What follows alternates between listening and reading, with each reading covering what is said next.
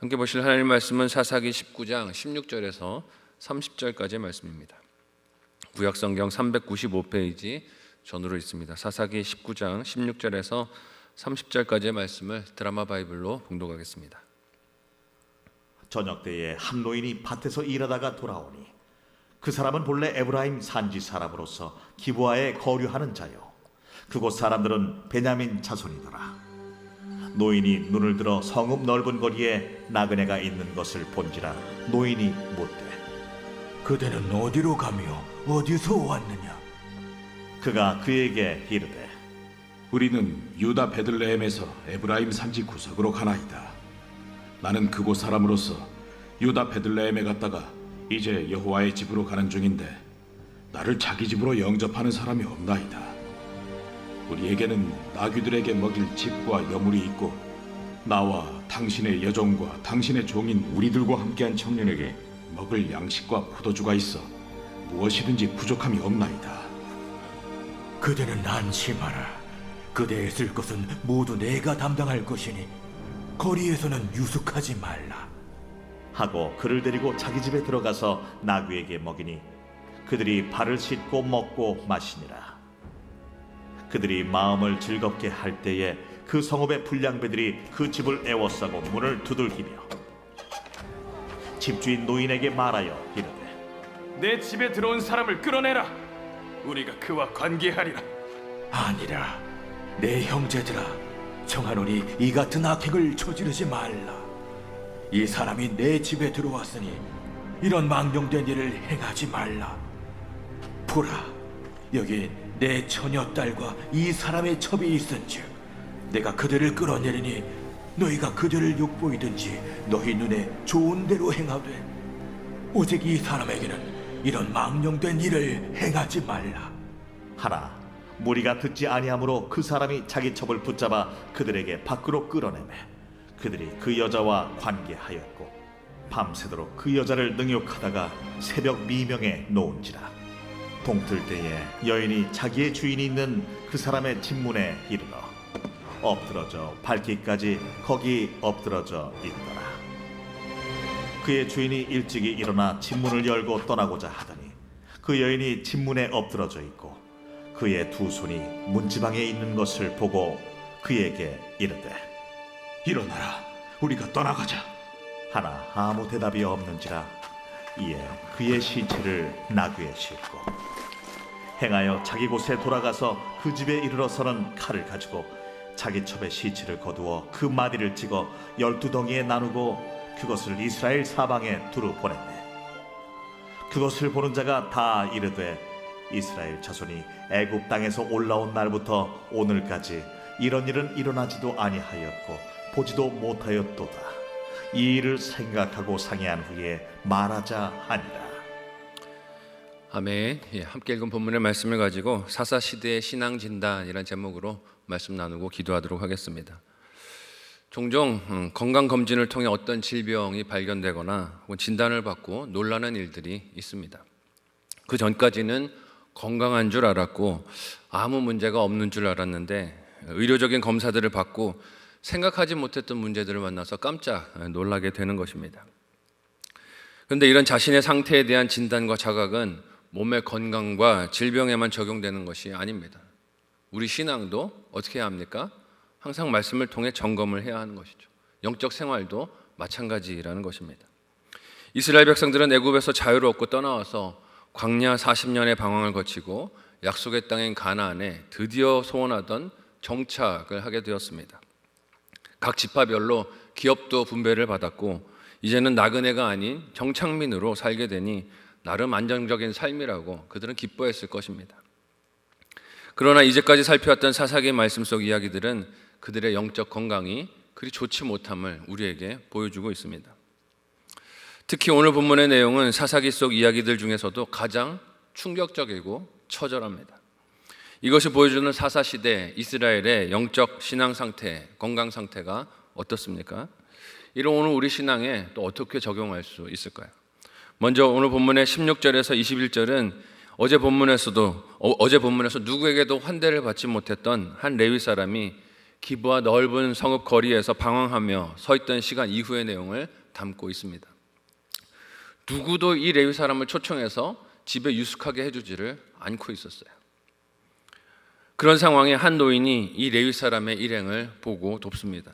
그런데 이 노인의 출신은 기브아가 아니라 오늘 말씀해 보니 에브라임이다 라고 기록되고 있습니다. 이 레위 사람도 에브라임에서 온 사람이었는데 어쩌면 그가 동행이라 알아본 것인지 모르겠습니다. 어쨌든 누구도 이 레위 사람을 초청해서 유숙할 수 있도록 돕지 않는 상황에서 이 노인이 도움을 베풀고 환대를 하게 됩니다. 그 내용이 21절까지 나왔어요. 그런데 이렇게 나그네가 고단한 여정을 환대와 도움으로 이어가고 마음이 즐거워하고 있을 때 무슨 일이 찾아옵니까? 함께 오늘 본문의 22절을 한 목소리로 읽어보도록 하겠습니다. 같이 읽습니다. 시작. 그들이 마음을 즐겁게 할 때 그 성읍의 불량배들이 그 집을 에워싸고 문을 두들기며 집주인 노인에게 말하여 이르되 내 집에 들어온 사람을 끌어내라. 우리가 그와 관계하리라 하니. 아멘. 낯선 땅에서 도움을 제공하는 사람을 만나면 얼마나 반갑고 소중합니까? 저도 첫 해외 나갔던 경험에서 미국 공항에서 어떻게 가야 될지, 국내선으로 어떻게 갈아타야 될지를 몰라서 방황하고 있었을 때 저를 보고 왜 그러느냐고, 뭐가 문제냐고, 그래서 제가 어떻게 갈아타는지 비행기를 모르겠다 그랬더니 게이트를 알려줬던 그 항공사 직원이 아직도 20년이 되는데도 기억이 납니다.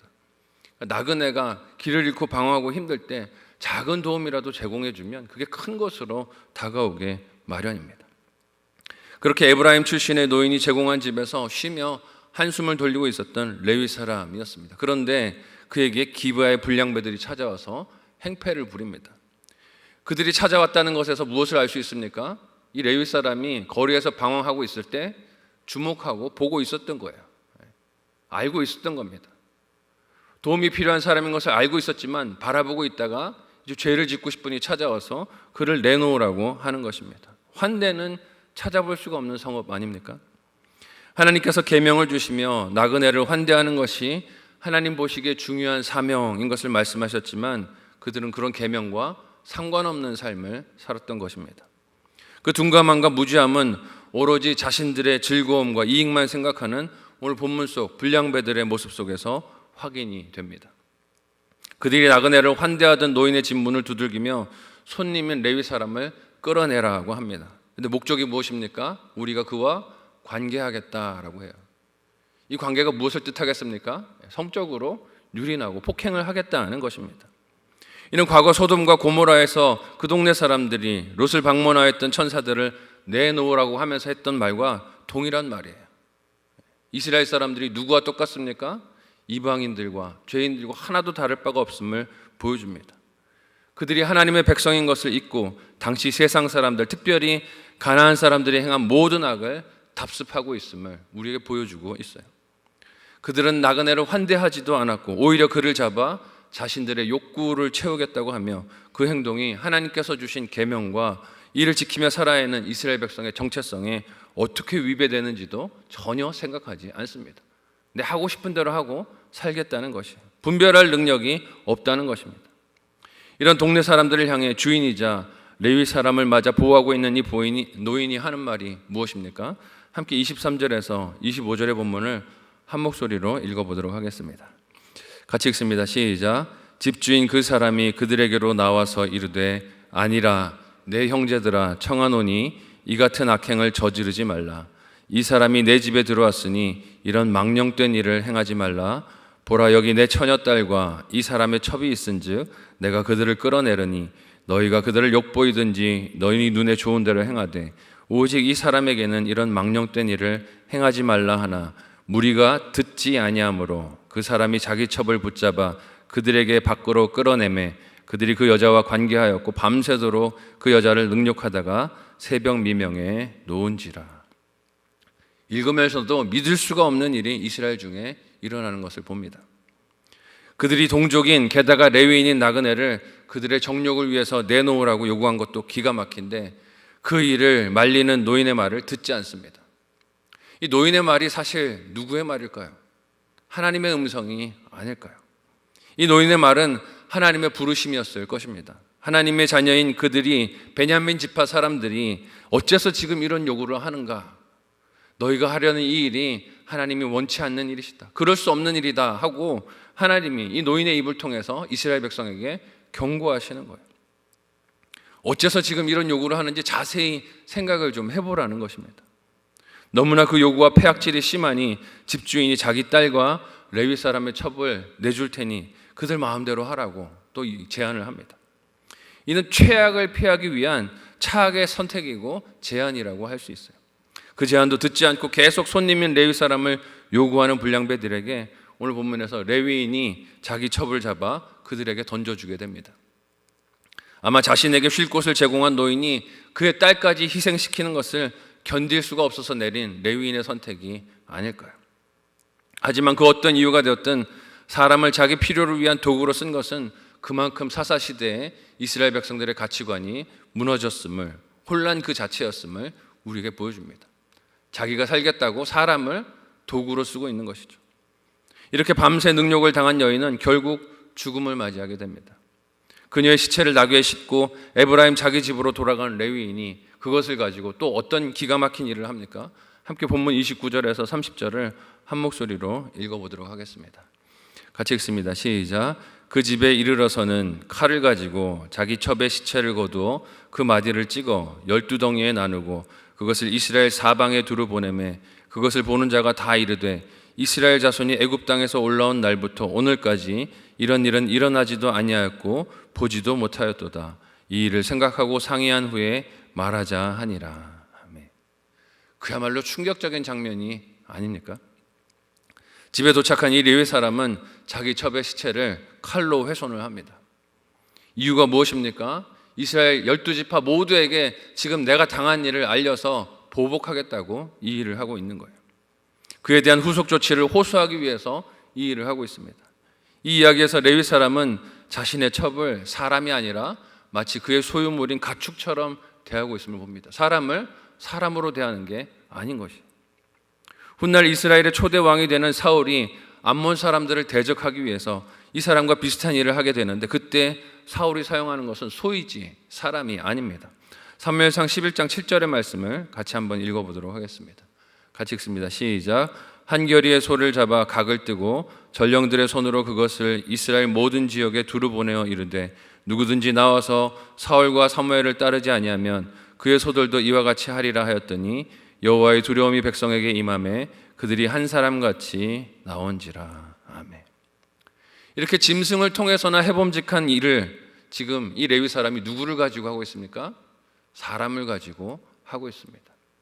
그것도 자신의 첩이었던 아내로 맞았던 여인을 가지고 이 일을 하고 있어요.